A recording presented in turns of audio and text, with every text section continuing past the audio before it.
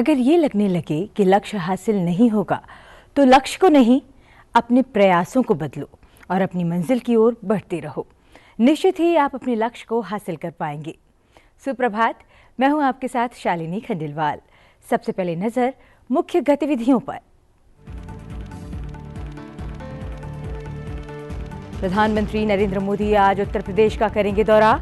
10 लाख करोड़ रुपए से अधिक लागत की 14,000 परियोजनाओं का करेंगे शुभारंभ। संभल जिले में श्री कल्की धाम मंदिर का करेंगे शिलान्यास।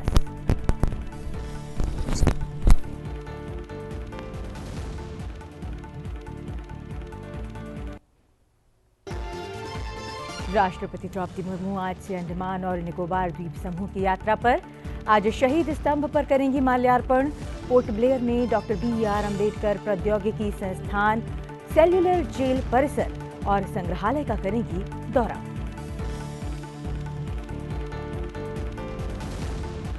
नई दिल्ली के भारत मंडपम में भाजपा के राष्ट्रीय अधिवेशन में प्रधानमंत्री नरेंद्र मोदी का संबोधन।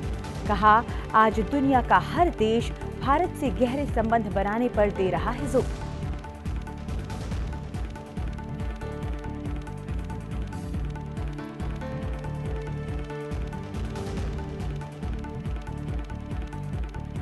गुवाहाटी में खेलो इंडिया यूनिवर्सिटी गेम्स 2023 का उद्घाटन समारोह आज। प्रधानमंत्री एक वीडियो संदेश के माध्यम से एथलीटों को करेंगे प्रेरित। केंद्रीय युवा कार्यक्रम और खेल मंत्री अनुराग सिंह ठाकुर होंगे उद्घाटन समारोह में शामिल।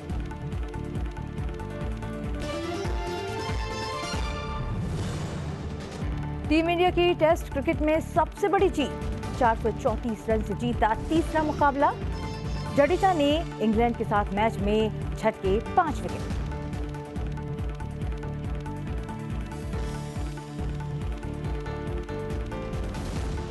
सुप्रभात में बात करते हैं विस्तार से। राष्ट्रपति द्रौपदी मुर्मू आज से अंडमान और निकोबार द्वीप समूह की यात्रा पर हैं। राष्ट्रपति आज शहीद स्तंभ पर माल्यार्पण करेंगी और सेल्युलर जेल परिसर और संग्रहालय का दौरा करेंगी। राष्ट्रपति द्रौपदी मुर्मू पोर्ट ब्लेयर में डॉक्टर BR अम्बेडकर प्रौद्योगिकी संस्थान जाएंगी और अपने सम्मान में आयोजित भोज में शामिल होंगी।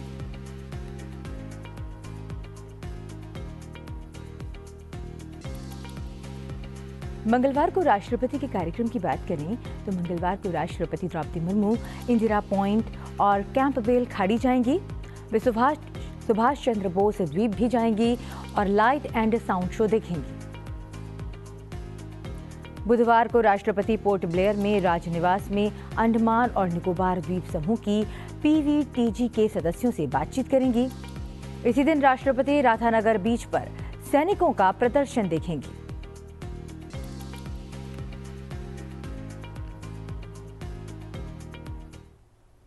फ्रांस का संसदीय प्रतिनिधिमंडल इन दिनों भारत की यात्रा पर है। आज प्रतिनिधिमंडल भारत के उपराष्ट्रपति और राज्यसभा के सभापति जगदीप धनखड़ से मुलाकात करेगा। संसदीय सौध विस्तार भवन में ये मुलाकात दोपहर 12:30 बजे होगी। भारत और फ्रांस दोनों विश्व के मजबूत लोकतांत्रिक देश हैं और एक दूसरे की संसदीय और लोकतांत्रिक प्रक्रियाओं को जानने और समझने के लिए ये मुलाकात काफी अहम मानी जा रही है।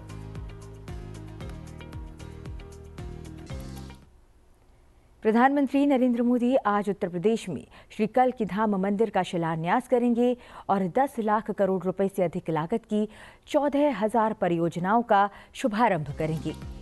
प्रधानमंत्री सुबह करीब 10:30 बजे संभल जिले में श्री कल्की धाम मंदिर का शिलान्यास करेंगे।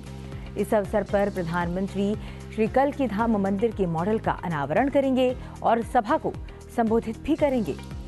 श्री कल्की धाम का निर्माण श्री कल्की धाम निर्माण ट्रस्ट द्वारा किया जा रहा है, जिसके अध्यक्ष आचार्य प्रमोद कृष्णम हैं। इस कार्यक्रम में कई संत, धार्मिक नेता और अन्य गणमान्य लोग शामिल होंगे। दोपहर करीब 1:45 बजे प्रधानमंत्री नरेंद्र मोदी पिछले वर्ष फरवरी में आयोजित यूपी ग्लोबल इन्वेस्टर्स समिट 2023 के दौरान प्राप्त निवेश प्रस्तावों के चौथे ग्राउंड ब्रेकिंग समारोह में पूरे उत्तर प्रदेश में 10 लाख करोड़ रुपए से अधिक लागत की 14,000 परियोजनाओं का शुभारंभ करेंगे। ये परियोजनाएं विनिर्माण, नवीकरणीय ऊर्जा, आईटी और आईटीईएस, खाद्य प्रसंस्करण, आवास और रियल एस्टेट, आतिथ्य और मनोरंजन के साथ ही शिक्षा जैसे क्षेत्रों से संबंधित हैं।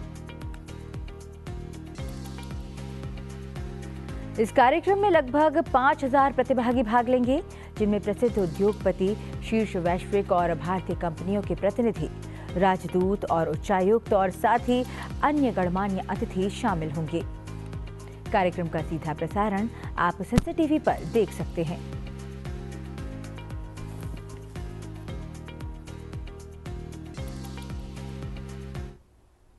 प्रधानमंत्री नरेंद्र मोदी ने कहा कि देश को अगले 5 वर्षों में विकसित भारत की दिशा में लंबी छलांग लगानी है।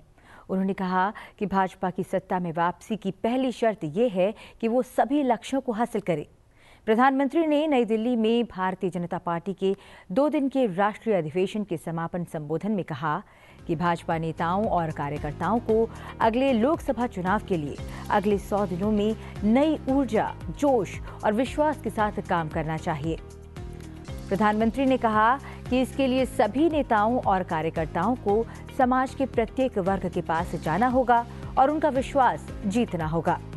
प्रधानमंत्री ने कहा कि भारतीय जनता पार्टी को एनडीए गठबंधन के साथ 400 सीटें जीतने के लिए 370 सीटों का आंकड़ा पार करना होगा।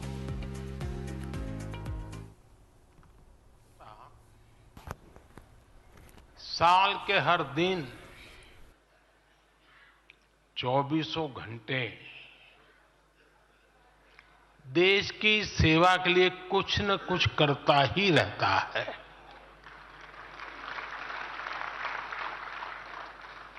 लेकिन अब अगले 100 दिन नई ऊर्जा, नया उमंग, नया उत्साह, नया विश्वास, नए जोश के साथ काम करने का है। आज 18 फरवरी है और इस कालखंड में जो युवा 18 वर्ष के पड़ाव पर पहुंचे हैं, वो देश की 18वीं लोकसभा का चुनाव करने वाले हैं।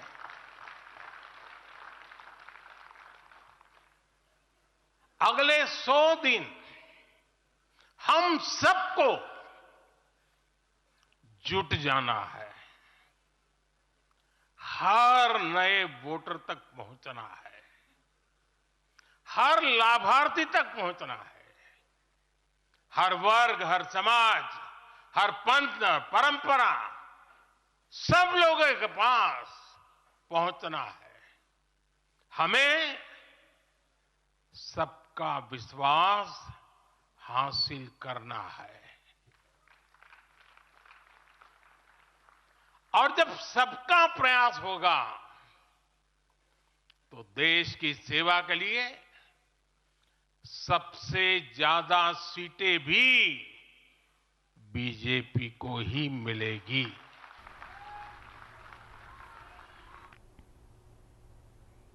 सरकार की उपलब्धियों का जिक्र करते हुए प्रधानमंत्री ने कहा कि पूरे देश का ये मानना है कि उनकी सरकार ने देश को भ्रष्टाचार और आतंकी हमलों से मुक्त बनाया है और गरीब और मध्यम वर्ग के जीवन में सुधार किया है। उन्होंने कहा कि पिछले 10 वर्ष साहसिक निर्णयों और भविष्य की नीतियों के लिए समर्पित रहे हैं, क्योंकि सरकार ने दशकों से छूटे अधूरे कामों को पूरा करने का साहस दिखाया है। इनमें राम मंदिर निर्माण, करतारपुर गलियारे का खुलना, धारा 370 का हटना और नई शिक्षा नीति लागू करना शामिल है। मैं बीते 10 वर्षों की तरफ नजर डालता हूं तो कितना ही कुछ याद आता है। ये 10 वर्ष साहसिक फैसलों, दूरगामी निर्णयों के नाम है। जो काम सदियों से लटके थे, हमने उनका समाधान करने का साहस करके दिखाया है। अयोध्या में भव्य राम मंदिर का निर्माण करके हमने 5 सदियों का इंतजार खत्म किया है।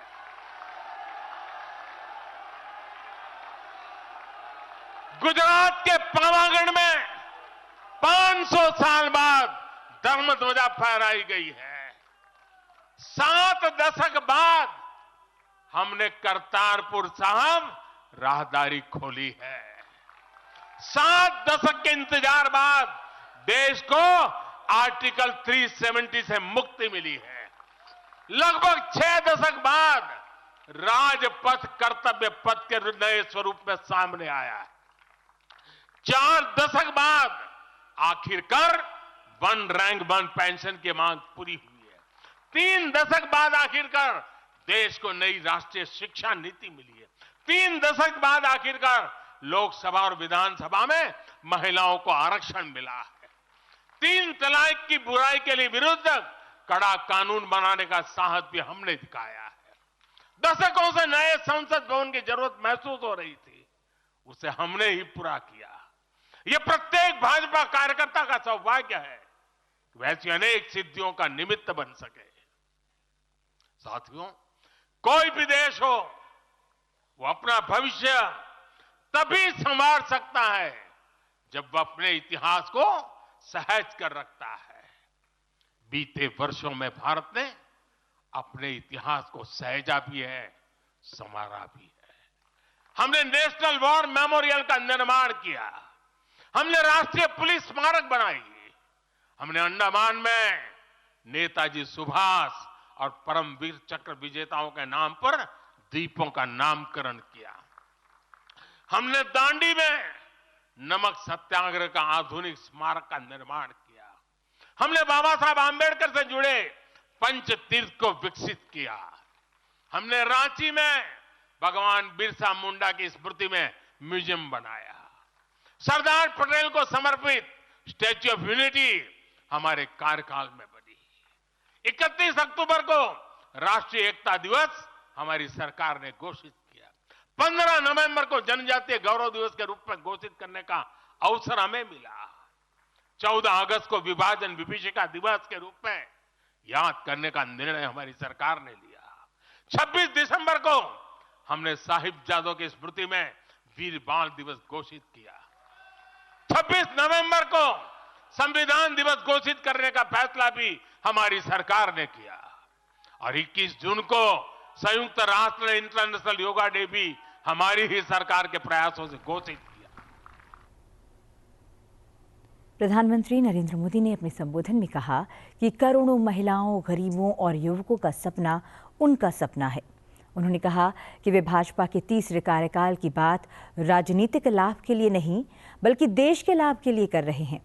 प्रधानमंत्री ने कहा कि एक भारत श्रेष्ठ भारत की भावना उनके हृदय में रहती है और ये उनके प्रशासन में भी झलकती है। प्रधानमंत्री ने कहा कि केंद्र सरकार ने पूर्वोत्तर सहित प्रत्येक क्षेत्र के विकास पर ध्यान दिया है, जबकि पिछली सरकारों ने पूर्वोत्तर क्षेत्र की उपेक्षा की क्योंकि वहां पर लोकसभा की बहुत कम सीटें हैं। साथियों, हमारी सरकार सबके लिए है। सबका साथ, सबका विकास हमारे काम से ही झलकता है। हमें गर्व होता है जब करतारपुर साहिब कॉरिडोर के द्वारा लाखों सिख श्रद्धालुओं की आध्यात्मिक इच्छाएं पूरी होती है।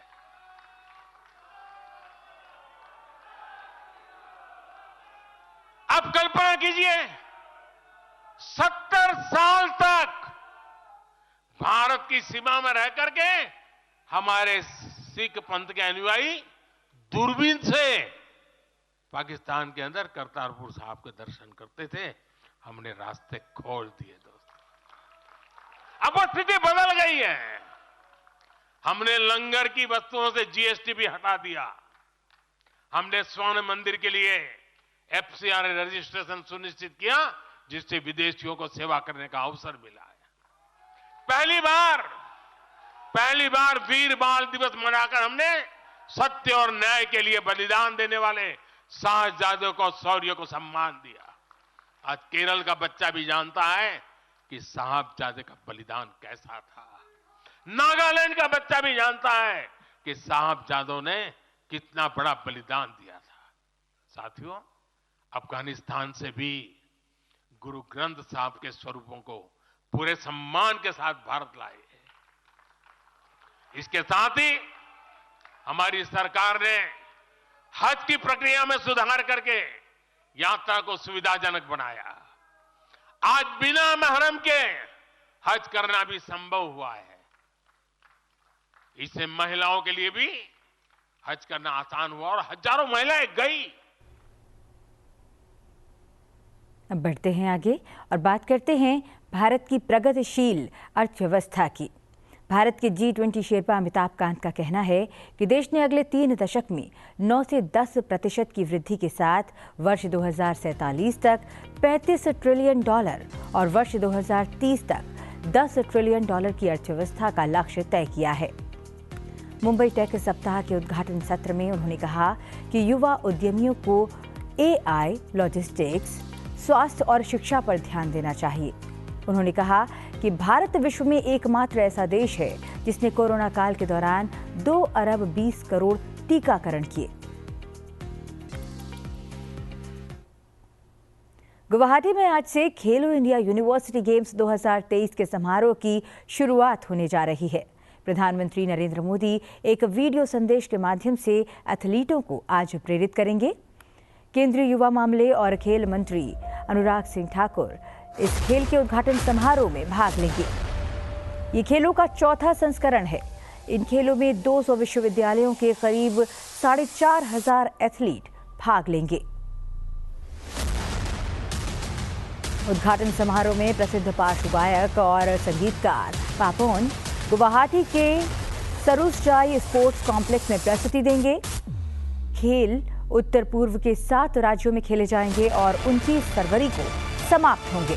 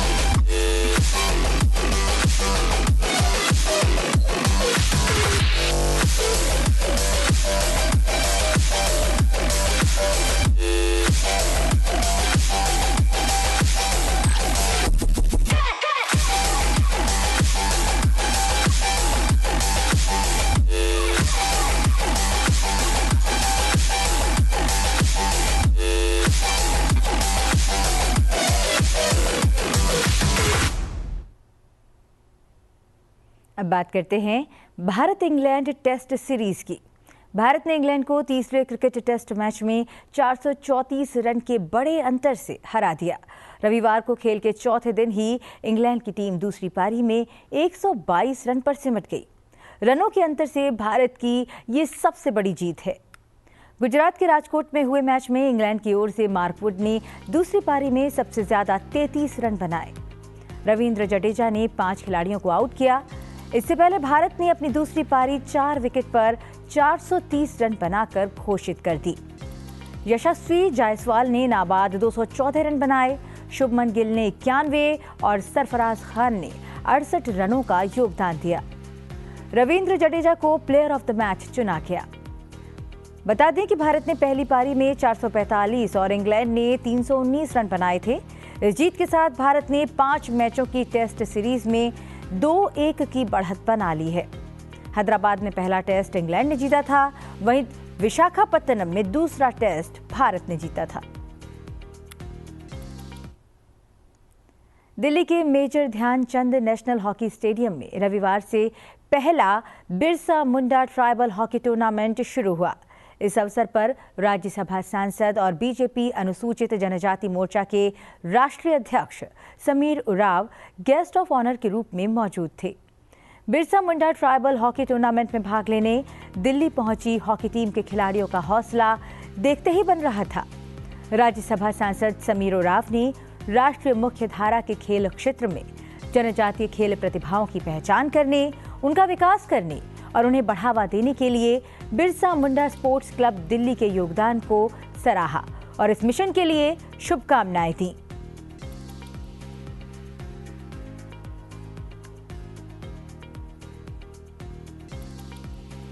एक जो है महापुरुष के नाम से ये हॉकी टूर्नामेंट है, जो कि आज पूरे विश्व पटल पर भगवान बिरसा मुंडा जी का नाम यदि हुआ है तो इन्हीं कारणों से हुआ है और उन्हीं के नाम पर हम यहाँ हॉकी टूर्नामेंट करके ऐसे महान क्रांतिकारी वीर महापुरुष के जीवनी और उपलब्धियों को इसी प्रकार के अवसरों पर जानने और सुनने और बताने का एक अवसर रहता है। इसलिए आप जो आयोजन समिति के सारे लोगों को मैं बहुत बहुत बधाई देता हूँ। मैंने परिचय कर रहा था तो उस समय आप लोगों ने जो अपना मूल जो गांव है वो बता रहे थे, वो यही बिरसा मुंडा का गांव और यही जो दिलीप तिर्की जो हॉकी के कैप्टन थे उनका गांव, ये सुमरी टेटे जो महिला हॉकी की कैप्टन थी उनका गांव। यानी अब बढ़ते हैं आगे और बात करते हैं मौसम की। मौसम विभाग ने पश्चिमी हिमालय क्षेत्र में 21 फरवरी तक वर्षा और बर्फबारी होने का अनुमान व्यक्त किया है। मौसम विभाग के अनुसार जम्मू कश्मीर, लद्दाख, गिलगित बाल्टिस्तान, मुजफ्फराबाद और हिमाचल प्रदेश में 20 फरवरी तक कहीं कहीं वर्षा या बर्फबारी हो सकती है और उत्तराखंड में भी अगले 2 दिनों में वर्षा या बर्फबारी की संभावना है। जम्मू कश्मीर, लद्दाख, गिलगित बाल्टिस्तान, मुजफ्फराबाद, हिमाचल प्रदेश और उत्तराखंड में आज तेज वर्षा या बर्फबारी हो सकती है। मौसम विभाग के अनुसार पंजाब, हरियाणा, चंडीगढ़, दिल्ली, पश्चिमी उत्तर प्रदेश और राजस्थान में अगले 3 दिनों में हल्की से मध्यम बारिश का अनुमान है। पश्चिमोत्तर मध्य प्रदेश में 20 से 22 फरवरी तक हल्की से मध्यम बारिश होने की संभावना भी मौसम विभाग ने जताई है।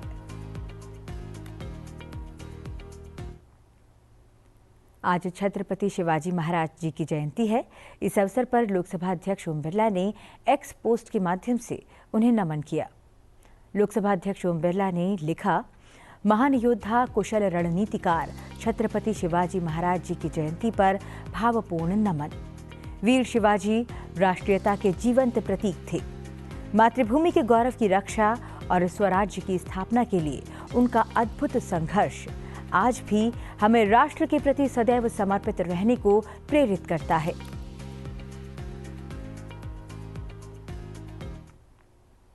सुप्रभात में बात करते हैं आज के दिन से जुड़े इतिहास की और जानते हैं इतिहास में आज की तारीख से कौन सी महत्वपूर्ण घटनाएं जुड़ी हुई हैं। 19 फरवरी साल 1630 को छत्रपति शिवाजी महाराज का जन्म पुणे के शिवनेरी दुर्ग में हुआ था। शिवाजी पिता शाहजी भोंसले और माता जीजाबाई के पुत्र थे। ये भारत के एक महान राजा और रणनीतिकार थे। मुगल साम्राज्य के शासक औरंगजेब से संघर्ष कर छत्रपति शिवाजी ने भारत में मराठा साम्राज्य की नींव रखी। इन्होंने अपनी अनुशासित सेना और सुसंगठित प्रशासनिक इकाइयों की सहायता से एक प्रगतिशील शासन का उत्थान किया। इन्हें गुरिल्ला युद्ध का जनक माना जाता है। शिवाजी ने प्राचीन हिंदू राजनीतिक प्रथाओं और दरबारी शिष्टाचार को पुनर्जीवित किया। 19 फरवरी साल 1878 को थॉमस एल्वा एडिसन को फोनोग्राफ के लिए पेटेंट दिया गया। इससे पूर्व इन्हें प्रकाश के लिए पेटेंट मिला। साल 1878 में एडिसन ने बिजली के बल्ब का आविष्कार किया। एडिसन को अपने जीवन काल में लगभग 1093 पेटेंट मिले थे, जो इनकी कड़ी मेहनत को दर्शाते हैं। इन्होंने electric power generation, mass communication, sound recording और मोशन पिक्चर के क्षेत्र में भी कई आविष्कार किए। 2024 चुनाव के लिए बीजेपी ने एक थीम सॉन्ग लॉन्च किया है। इस थीम सॉन्ग में नए भारत की झलक दिखाई दे रही है। खास बात यह है कि 6 मिनट के इस गीत में उत्तर से लेकर दक्षिण के साथ साथ लगभग हर राज्य की भाषा का इस्तेमाल किया गया है। थीम सॉन्ग में प्रधानमंत्री गरीब कल्याण पैकेज, पीएम उज्ज्वला योजना, वृद्धावस्था पेंशन, पीएम किसान योजना, रोहतांग टनल को भी दर्शाया गया है। इसके साथ ही गीत में नारी शक्ति का भी जिक्र किया गया है। आइए चलते चलते आपको छोड़ जाते हैं इस गीत के साथ। आप बने रहिए सनसेट टीवी के साथ। मुझे दीजिए आज्ञा। नमस्कार। जन जन की आंखों के सपने लेके चले, उम्मीदों को देखो कैसे नए पथ लगे, तीन रंग में रंगा तिरंगा शान से है लहराया, भारत मां के माथे पर फिर से मुकुट सजाया, फिर से मुकुट सजाया।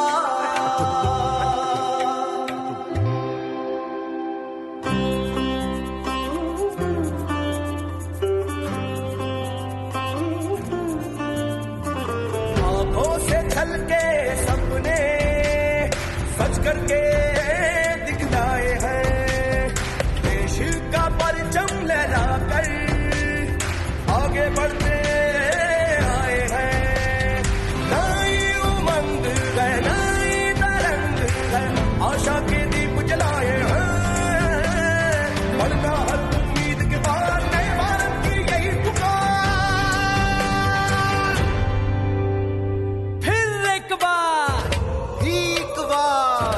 बड़ी एक दफा फिर एक बार मोदी सरकार, फिर एक बार मोदी सरकार, फिर एक बार मोदी सरकार, फिर एक बार मोदी सरकार।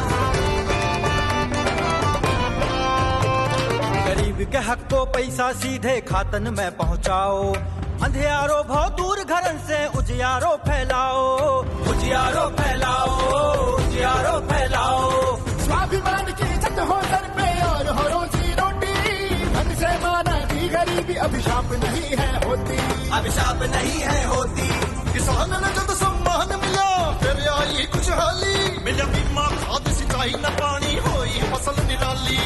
किसान भाई हो मजदूर भाई हो, सब अपने सपने सजाए हैं, कामयाबी के नए आसार, देश ढल रहा नए आकार।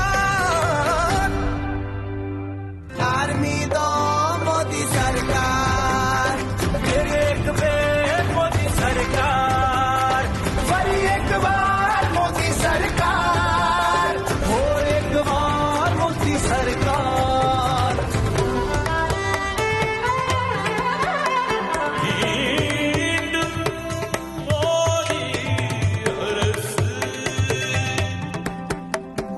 पूरे होते सपने देखे हैं हमने हजार, आगे बढ़ती हर बेटी मिला उसे अधिकार। माताओं के देखो भाग्य है पलटे, धुएं से अब उनके नैना ना जलते। घर जो चलाए दी उन हाथों को शक्ति, भारत में हो रही फिर नारी की भक्ति। मजबूर नहीं मजबूत हुई अब भारत की हर नारी है, स्टार्टअप से संसद तक देखो उसकी हिस्सेदारी है। अंधियारे छट गए, संकट भी कट गए, रंग नए जीवन में आए हैं। जीवन में खुशियों की बहार देश ले रहा नया अवतार। आरू भी एक बार पुनः एक बारम मत तुम में मोदी सरकार,